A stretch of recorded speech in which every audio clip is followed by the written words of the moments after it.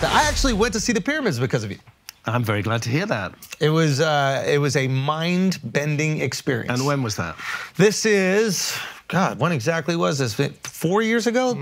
Pandemic kind of makes things It was like 3. a little murky, maybe 3, but it was pre-pandemic. Well, the Giza Plateau and those 3 massive pyramids and the satellite pyramids, an amazing place. And the Great Pyramid itself is totally, utterly unique, extraordinary, and special. I have a long relationship with the Great Pyramid. I saw this unbelievable story of you going to the top. I tried to get to, I got like a quarter of the way up by myself, and I was there with my wife, and I was like, I'm not trying to get arrested and have her just be alone in Egypt. And so I pussied out and I went back down. Probably a wise decision, because you could have spent some year or 2 in jail. Wow. Really? Oh, yeah, yeah. Wow. Did you get locked up when you went up top? No, the illegal climbs that we did, the first illegal climb involved 4 o'clock in the morning and a lot of bribery. And how much was it back in the day to get to the top? This was like 1996. Might even have been earlier. It might have been 1994. And we had a local guy who made contact with all the guards around the pyramid. We paid him money. I forget the exact amount. He said he'd paid them off. But then when we got to the base of the pyramid, we had to walk all the way around it, which is a considerable distance, 750 feet along each side. We had to walk all the way around it, and then we had to add more money to each of the guards at the 4 corners. And then we went up, and my advice to anybody who's climbing the Great Pyramid, which is pretty much impossible these days, either legally or illegally, is go up the southwest corner, because the southwest corner is pretty intact. It's pretty much a straight line, and you can follow it all the way to the. What is the entrance on? North side. That's north. Yeah. So south. The opposite west. side, and the southwest. Yeah. Which is the opposite side to the Great Sphinx, and then nobody's looking at you. Well, it's good for that. Muslims are all facing east to pray. But so then you got after the whole we were a few courses up, and another guard turned up with a shotgun. I don't think it would have reached us from that distance, but there were threats, and we had to promise to pay him more money. So he points the shotgun. Yeah, kind he's of threatening you. Yeah, you guys go, we'll pay you, and he's like, okay, well now you can. Basically, be on. we did a deal that we'd pay him when we came down, and did you? Yeah, we did. Yeah, okay. yeah. It's good to keep your promises. That's and true. then we climbed. Do you remember how much you paid? I actually don't. But back in the day, I guess it was probably 1994.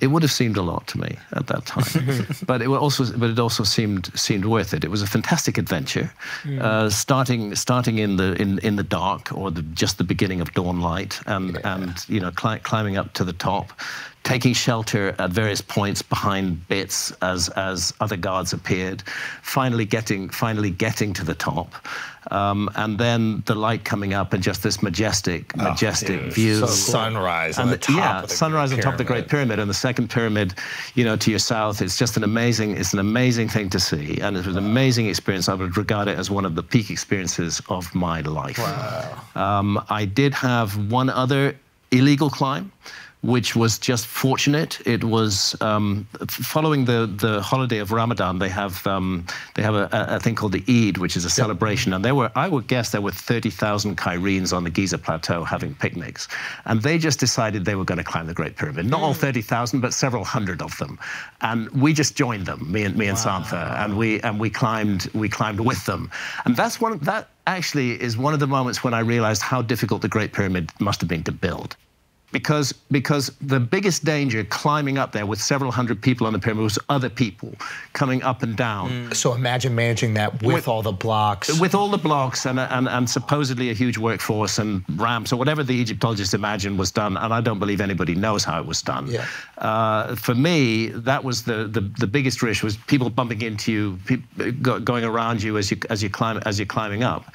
But again, we got to the top, and then I had 3 legal climbs in those days when those were allowed, doing various filming projects back in. When do you see your last name inscribed in the block? I think this is an incredible story. Yes, it is. I think it was on the second or third climb. I'm not absolutely sure. I think it may have been one of the legal climbs, because it was daylight and we were relaxed, as we were not when there were hundreds of other people up there with us. So I think it may have been one of the legal climbs, and there I did see, and it's on the south side of the Great Pyramid, the southeast side, overlooking the boat museum, which used to be there.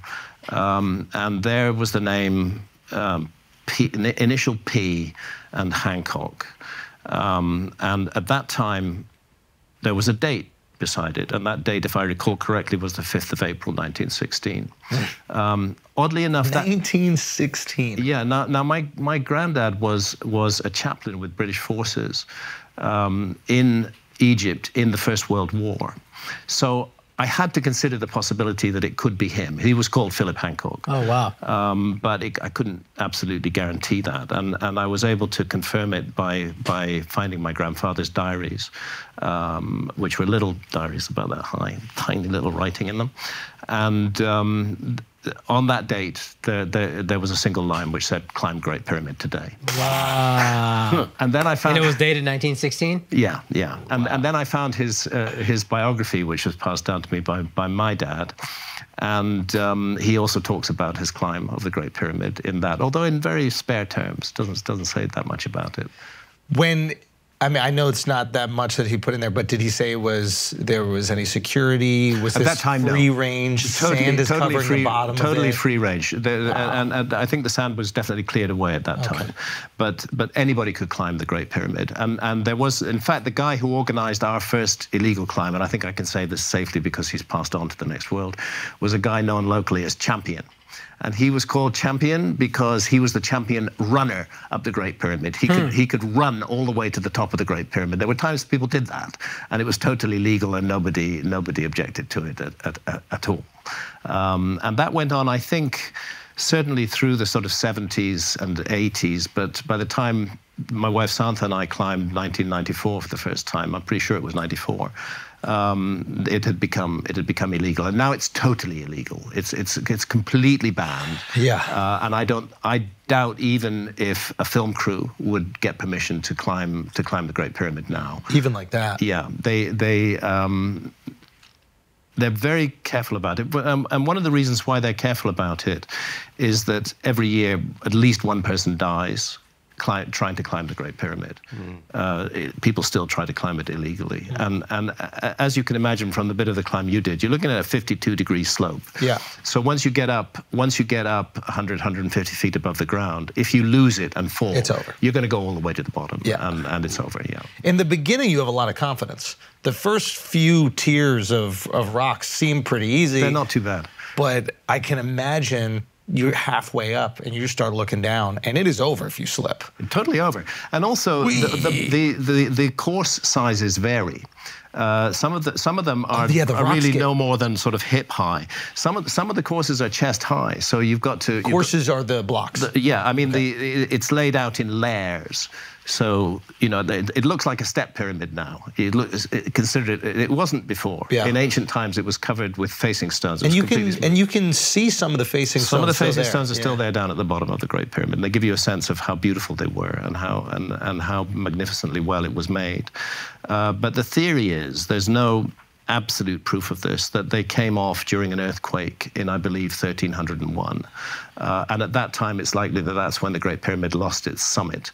Great Pyramid stands at the moment about 450, maybe 455 feet tall, but its original height was 481 feet tall. And you can calculate that from just pursuing the slope of the sides up to the top. 30 feet came off in that earthquake? Yeah, so there's a flat platform, or rather even a stepped platform on top of the Great Pyramid with one level and then one level, another level. But the calculation is very simple. You just pursue those side lengths up to where they would meet.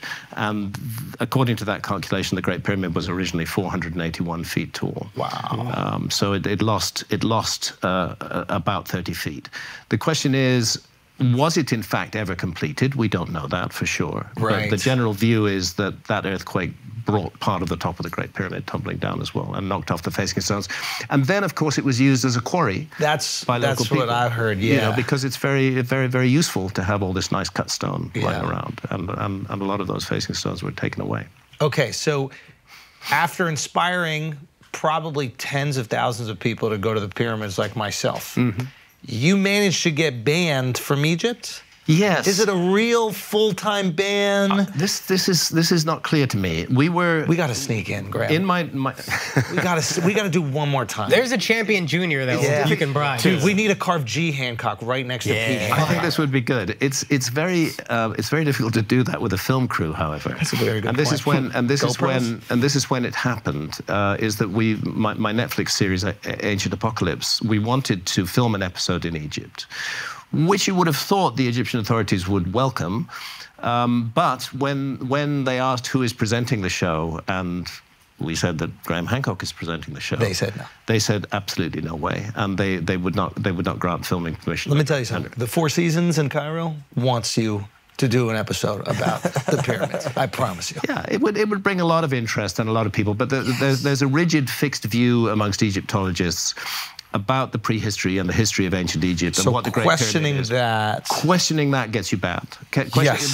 That's the first line of defense against a critic or an alternative point of view. Yes. Is simply to deny them access to the site. And I felt since that happened that I've had my left arm cut off, because Egypt has been very central and very important to my work. I hope eventually I will get back in. Could I go as a tourist? Maybe. Right. Maybe, but definitely not filming anything. Definitely not filming. Not continuing. When you did the legal climbs, were they aware you did the 2 illegal climbs previously? Yeah. Oh, and they still gave you permission? Yeah. Oh, yeah, wow. At that time, everything was much less sensitive. Everything was much less sensitive until 2015, when I had the beginnings of a public debate with who is regarded as the leading Egyptian Egyptologist, Zahi Hawass. And unfortunately, in that debate, Zahi, it's actually on YouTube, bits of it, because there was a member of the audience present. Zahi massively lost his temper and stormed out. And then... so you won. Then I don't know, but the debate didn't happen. Then I gave a talk. He sat sulking outside. Then he came back, gave his talk. Then the audience asked questions. And again, bits of this were filmed. And one of the audience asked him if he knew about a site called Göbekli Tepe in Turkey, which is probably the most important archaeological site in the world at the moment. And Zahi said that he didn't know anything about it at all, and that was on camera. So unfortunately, the man is actually enormously knowledgeable about ancient Egypt, but unfortunately he came across looking not very good. And ever since then, my relationship with him, which had been okay until 2015, has been extremely negative. And when the Egyptian government are approached for filming permission, which these days is done through the Tourism and Antiquities Permission, when they're approached for filming permission, Zahi's the guy they go to and say, is it okay for these people to come in and film? So I'm Gotcha. So speculating if you have beef slightly, with him, then it's not going to happen. It's difficult. And I understand the defensiveness, because when you wrap your cultural identity around something or creating something as majestic as the pyramids, feeling as if that's like being ripped away from you can really make you feel as if your identity is being taken from you. And to be clear, I would never wish to divorce the Great Pyramids from the ancient Egyptians.